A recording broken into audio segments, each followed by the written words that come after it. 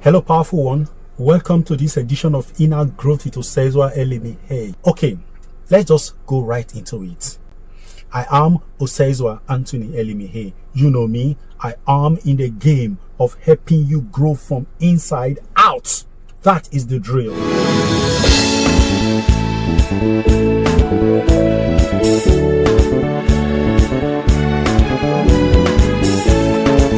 Welcome back. Today, I am talking about the phenomenon of projection. You see, in psychology, they talk about projection. It is the phenomenon of seeing in others what is actually in you. I have said in some videos that a lot of the things we cannot stand in other people, the things we want others to change, things we don't like in them, they are actually not in these people. They are actually in us. Every human being we come into contact with, they are reflections of our inner self. Therefore, if you have people you don't even know who are oppressive towards you, they see you for the first time, they seem to be snubbing you, they seem to be disregarding you. Understand one thing, that your self-love is very small. In some instances, non-existent at all. When you keep coming across people who disregard you, who see you as a dozen for a kobo, you should understand that this is not they. They are responding to the vibe that you are giving to them. I saw a tweet this morning of somebody rejoicing over the victory of his favorite sports athlete. And then he said he's going to look for the tweet that said that that athlete of his who just won was going to have some straight losses. He said he was going to block that handle because of the bad energy, because of the toxic energy of the person. And I said, wow, this is how we have come to understand toxicity. This is how we have all come to understand negativity. No, that is not a negative energy. Every human being has a right on this planet. Sorry, I'm going to use the F word there. Everybody on this planet has the right to say anything. The energy of what somebody says will not register in you if that energy does not have a native presence in you. Somebody can be negative all over the place, and the negativity will not have an access into you because you don't have a member in you that is congruent with that energy. Sometimes too, people make statements that do not contain bile, that do not contain any negativity. But because you have an engram that has an allied content in what that person has said in you, that innocuous statement becomes an attack, because that word is a restimulator in that engram. It is a command content in your engram that the person has touched. It's like a button. Nobody is positive behind anyone who is negative. And when a person loaded with negativity tries to operate positivity, the person becomes toxic with their positivity. If I came to you and said to you that your favorite athlete was going to lose a major tournament, I am being playful. But when you take it so personally and you feel that I have hurt you by that statement, it's not my problem. It's your problem, because you have taken the idea of that athlete losing very personally. And what is the issue there? The issue there is that you have identified your happiness. You have identified your peace with your athlete winning a game. There was a time I was very, very touched when my team lost. I remember very vividly in 2008 when my team lost the Champions League final. I watched that match at the lounge of my former company where I was working, Rosabel Leo Burnett. I watched that game there and it rained heavily that day. Guess what? When the match ended, my office was in Ikeja, Aromire Avenue. I trekked home. I wasn't drunk. I trekked home in Yaba. That's some, I don't know, maybe 15 kilometers or more. I trekked home. When I got home, I went straight to bed. In the morning, I woke up looking for my car. I was looking for my car in my compound, and everybody was joining me in looking for the car, wondering what happened. We actually believed that my car was stolen from where I parked it. But guess what? When somebody asked me, where is the key? So I went to the room, checked everywhere. The key was not there. Guess what happened? There was a new twist to the story. Somebody who had access to my room had collected the key and had made away with the car. Who could that person be? That was a question. Until after a while, life was merciful to me, and it reminded me, how did you come home yesterday? And I looked at my shoes. The leather had been soaked in water. It hadn't dried up. If I was in my car, would I have? So it occurred to me that I left my car at the car park of my company. So I took a cab to the office. When I got to the office, in the compound, there was my car staying there, waiting for me, wondering what happened to its owner. But actually, I had to let the car know that its owner had gone gaga, because Chelsea lost their Champions League game to Man U, a team Chelsea should never for any reason lose a game to. But they lost. And the sickness, the malady of losing that game was incontainable. And I lost my senses. I even forget for that period of time that I had a car. There are people like that. There are events like that. Was it the Champions League game that gave me that problem? Not at all. It wasn't the loss. It was a game. I was supposed to catch fun from it. If you cannot get fun from anything that is a game, if you cannot catch fun from the losses or winning of your team in any game at all, if it makes you feel bad, then an engram has been established in you. And that is a problem that is yours to solve, not anybody's. Do you know why? Because you have defined your happiness on the basis of your team winning a game. And you have defined your hell on the basis of your team losing a game. It's not anybody's fault. So that is it.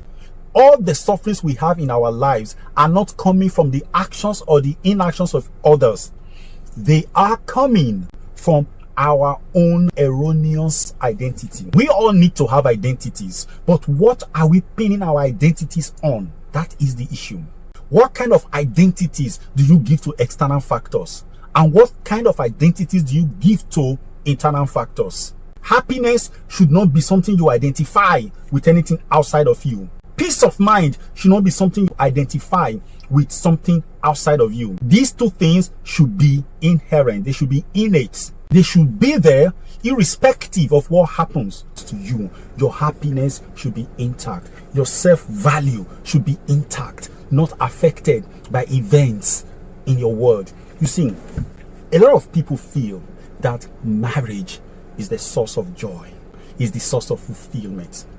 Some feel that marriage is their key to material fulfillment. Others feel that money is the answer to everything, that they will be happy when they have money.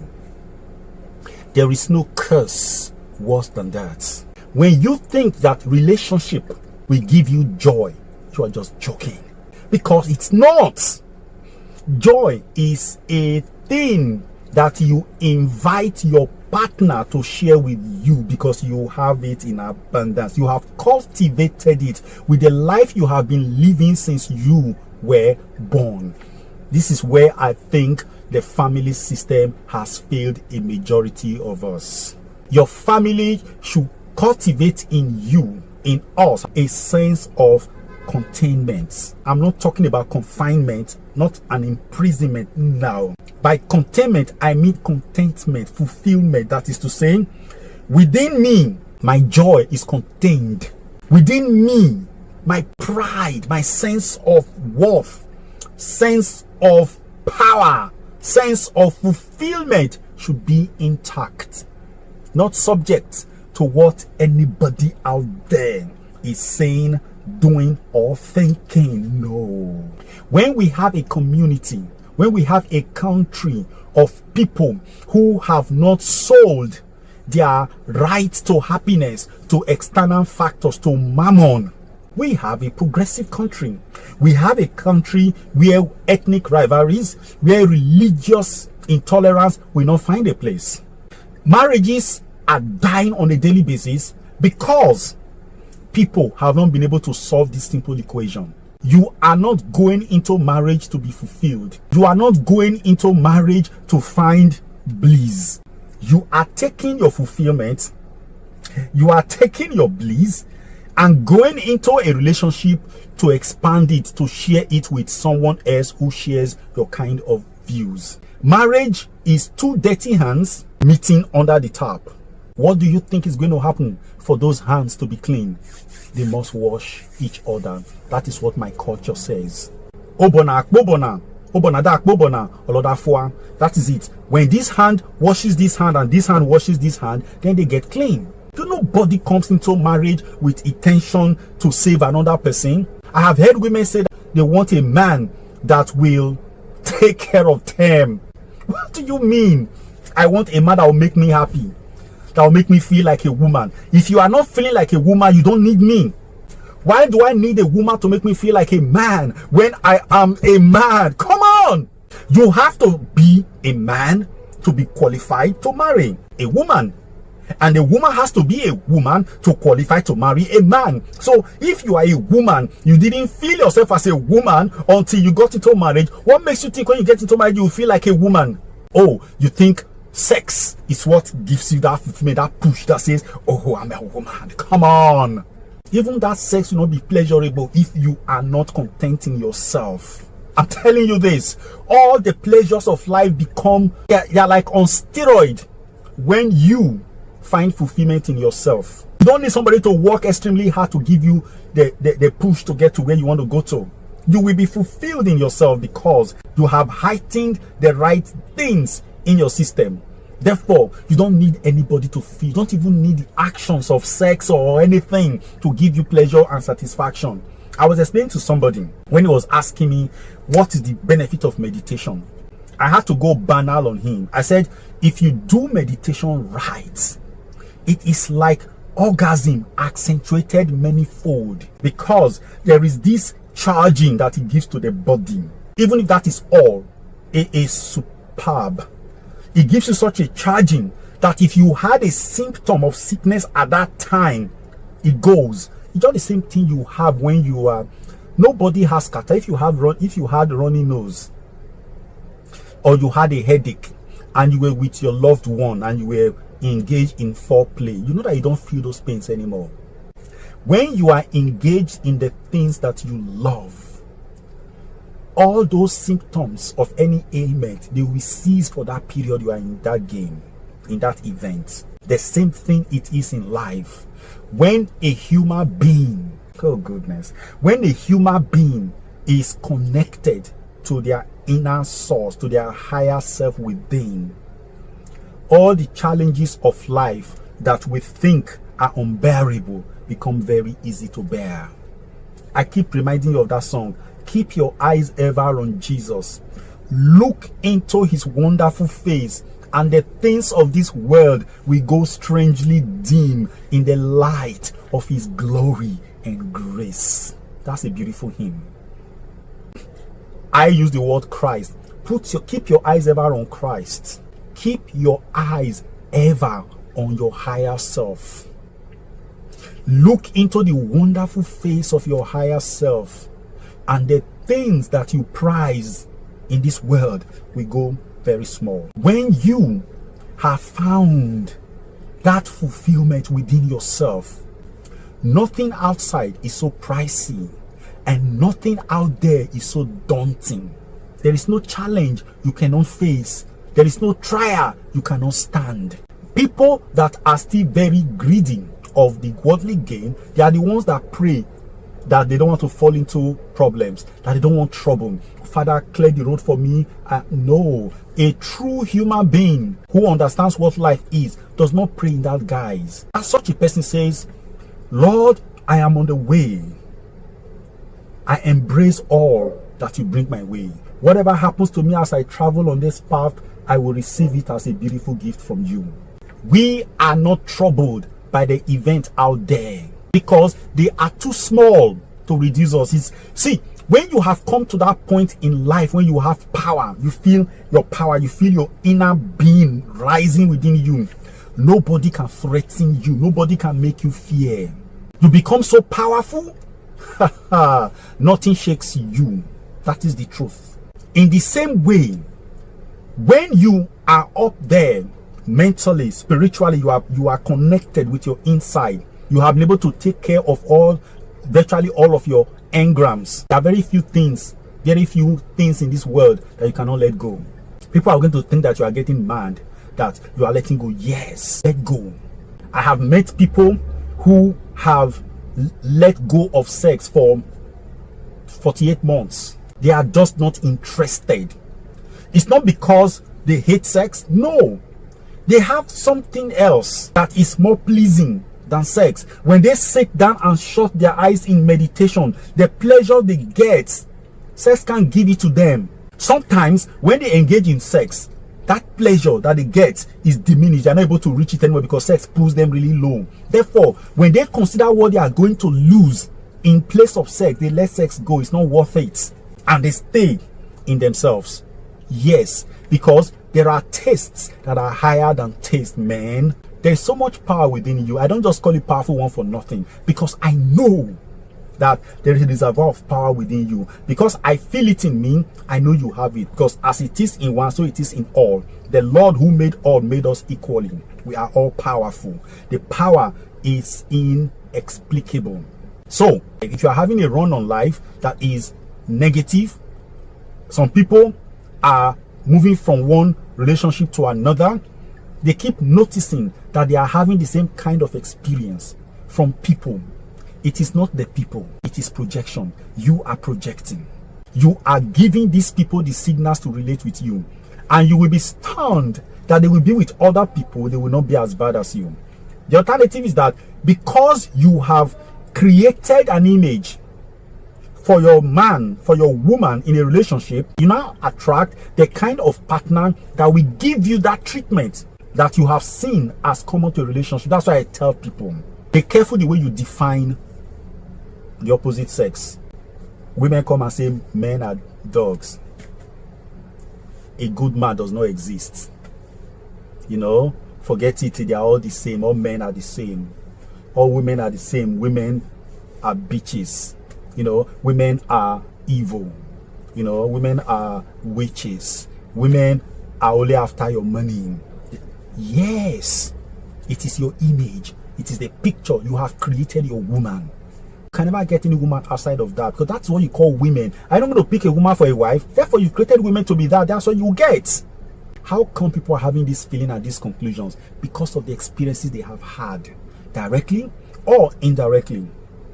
And these experiences have forced them to a conclusion about the entire gender. And they are living on that. They will not have it differently until you let go. Some women had experienced men the first time from the perspective of disappointment. A girl trusting a guy, expecting beautiful relationship, gets taken advantage of. And she concludes that men are like that. She may not have concluded by that singular action, but she comes across other women, aunties, mummies, who now begin to teach her this is how men are. Men are like this. They will disappoint you. They will do this to you. They will rape you. They will abuse you. And that is because she has a personal experience right now that is harrowing.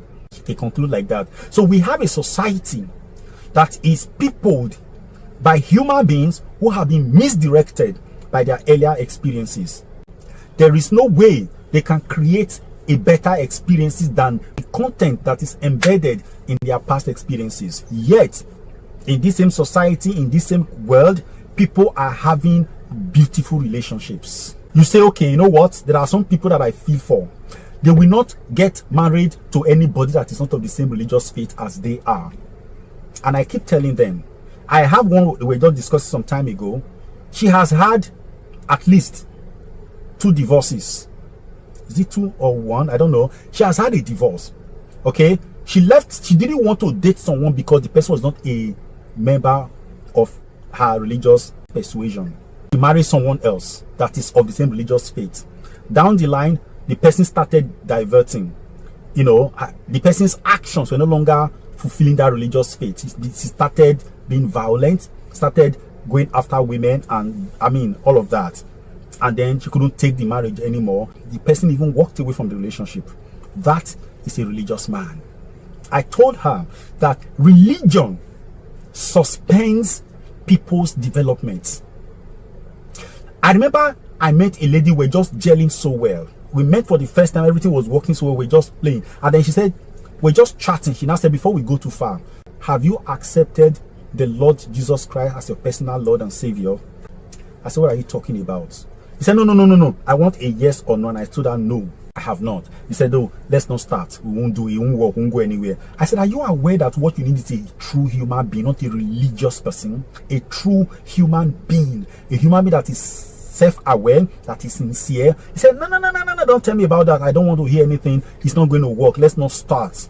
I said, gracias. I let go. Because I just realized that I have somebody who has not developed. The person does not know the difference between being a human being and a religious character. In religion, you are acting, you are playing a role. The purpose of religion, actually, a good religion, is to take you away from the labels and make you a human being. Once you are a human being, finding God is the easiest thing in the world, because God is interested in human beings. Christ is interested in human beings, not in religious people. Christ doesn't know any religious person. What Christ cares about is humanity. If you are one of them, you will find him easily. But religions take us far away from him in the pretext that they are taking us to him. Okay, I talk about Christ not because I'm referring to the Christ that the churches preach. I'm talking about the Christ of God that is labelless, that can go to a Jain, to a Buddhist, to an idol worshipper, that he knows is doing whatever they are doing on the basis of their hunger for the truth, of their hunger for God. But they have been brought up to understand that that particular line is the right line to seek God. Many people are finding Christ on a daily basis outside the framework of organized and orthodox religions. So if you are looking for fulfillment, you think that when you marry somebody of a religious persuasion, you will not suffer the harrowing experiences people suffer in marriages, you are just penny to lose. Because it doesn't work that way. In churches, the divorces are happening on a daily basis. Counseling are happening. People, when you see them talk, you wonder, are these really Christians? That's it.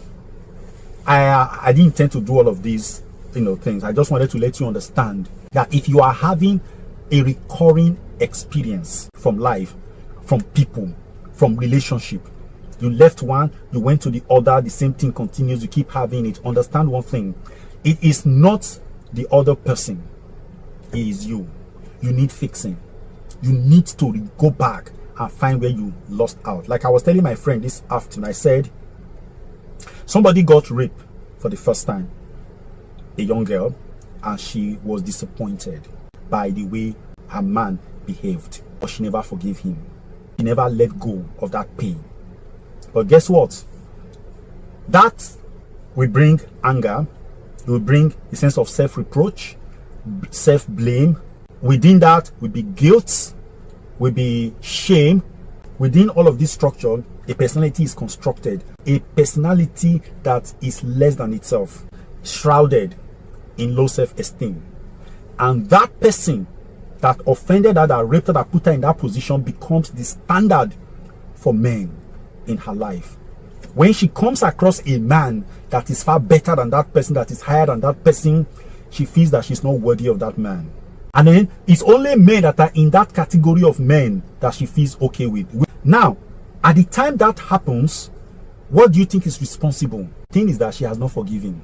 If you can forgive that person, release that person from your heart, send blessings to that person, you will find out that you will break free from the chain that put you there, and then you will rise above the barrier that that person has created in your life. You come to a higher standard, and that higher standard will make you feel worthy. You will open up, you will unfurl your beautiful and colorful wings. Then she finds herself worthy of all men. There's no man in this world that she's not deserving. And then her life changes. A lot of us have kept ourselves in retrogression, in pains and suffering, all because we find it difficult to let go. Some of us have created a movement out of this thing. We said we are protecting the rights of women. Some say they are protecting the rights of men, and they are speaking in a very bitter language, not caring the impact it is having on their mind. This is why I say it is an error for you to embrace any movement that has within it hatred, that has within it judgment of other people. It's wrong. You are cocooning yourself. Learn to forgive. Learn to let go. That's where your power is. Thank you.